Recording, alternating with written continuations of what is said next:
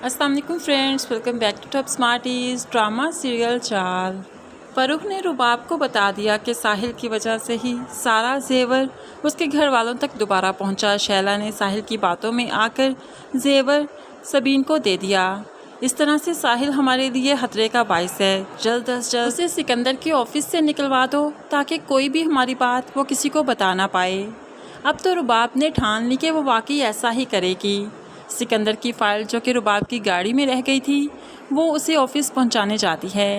रास्ते में सबसे पहले उसका टकराव साहिल से हुआ तो साहिल रुबाब को देखकर हमदर्दी में बोलने लगा, मैम आपको एक बात कहूँ, फ़ारूक पर यकीन मत कीजिए, बहुत बड़ा फ्रॉडिया है, आपको लूट रहा है, आपको कभी भी नहीं अपनाएगा, सिर्फ वो आपकी दौलत के पीछे है।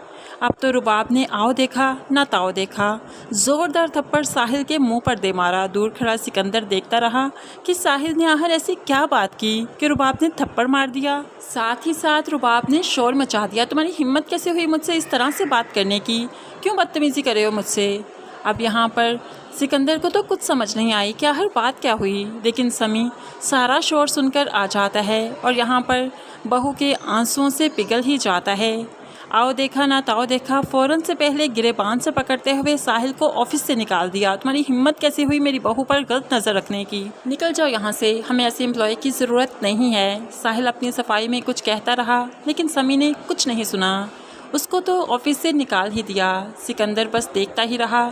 रुबाब रोने धोने लगी और समी के गले लग जाती है। सिकंदर अपने ऑफिस में आकर भी काफ़ी परेशान है, क्या है रुबाब ने यह हरकत क्यों की। अब तो वह रुबाब से ज़रूर बात करना चाहता है। दूसरी तरफ रुबाब काफ़ी खुश है कि वो जो चाहती थी वो हो ही गया। अब के बार तो सिकंदर भी रुबाब से सवाल करता है। घर आया तो कहने लगा, मेरे एम्प्लॉय को आखिर क्यों निकलवा दिया तुमने, क्या चाहती हो तुम। तो रुबाब कहने लगी, हाँ आपको तो मेरी इज्जत का कोई ख्याल नहीं, मुझे खुद तो ख्याल रखना होगा ना, आप तो खुद ही सबा के साथ फिर रहे हैं, आपको क्या पता कि इज्जत क्या होती है। तो अब सिकंदर ज़ोर से चिल्लाने लगा, तुम्हें क्या लगता है तुम जब मर्जी हम पर इल्ज़ाम लगाओगी हम चुपचाप सह जाएंगे, जिसको जब चाहोगी कटहरे में खड़ा कर दोगी और तुम्हारे सवालों के जवाब देते रहेंगे। ऐसा नहीं होगा, पहले तुमने मुझ पर इल्ज़ाम लगाया, फिर सबीन पुप्पो पर, और अब मेरे ऑफिस के एम्प्लॉय पर। तुम जानती हो कि तुमने क्या किया है, कितना अच्छा एम्प्लॉय था वो मेरा। रुबाब पहले तो सिकंदर का लहजा देखकर घबरा जाती है लेकिन फिर फ़ौरन से पहले खुद पर काबू पाया और कहने लगी, तुम में गैरत होती तो कुछ करते ना, गैरत वाले मर्द ही सवाल किया करते हैं, आपने तो उस आदमी से एक भी सवाल नहीं किया, जो किया समी अंकल नहीं किया। तो सिकंदर भी चीखते हुए कहने लगा, हाँ मुझ में गैरत होती ना तो तुम इस हद तक ना बढ़ती, तुम्हारे पर में काट कर रखता। अब तो रुबाब डर जाती है, खौफज़दा हो जाती है कि सिकंदर तो आज वाकई बहुत गुस्से में है, इस वक्त चुप रहना ही अक्लमंदी है। दूसरी तरफ रहील को अपने बाप से शिकायत है। ऑफिस आया तो कहने लगा, मुझे वैसे आपसे बहुत शिकायत है बाबा, आप बार बार सबीन के घर क्यों जाते हैं, उससे क्यों मिलते हैं।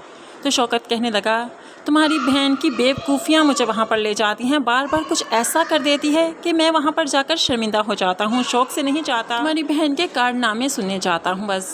फ्रेंड्स, हमें ऐसा लगता है सिकंदर अब साहिल के पास जाएगा उसे एक्सक्यूज़ करने मनाने के लिए, तभी साहिल सब कुछ सिकंदर को बता ही देगा। आपको क्या लगता है साहिल सब कुछ सिकंदर को बता पाएगा या नहीं, ज़रूर कमेंट्स में बताइएगा। मज़ीद वीडियोस के लिए चैनल को सब्सक्राइब करके साथ बेल नोटिफिकेशन ज़रूर प्रेस कीजिए ताकि आने वाली हर वीडियो बहुत आसानी से देख सकें। अल्लाह हाफिज़।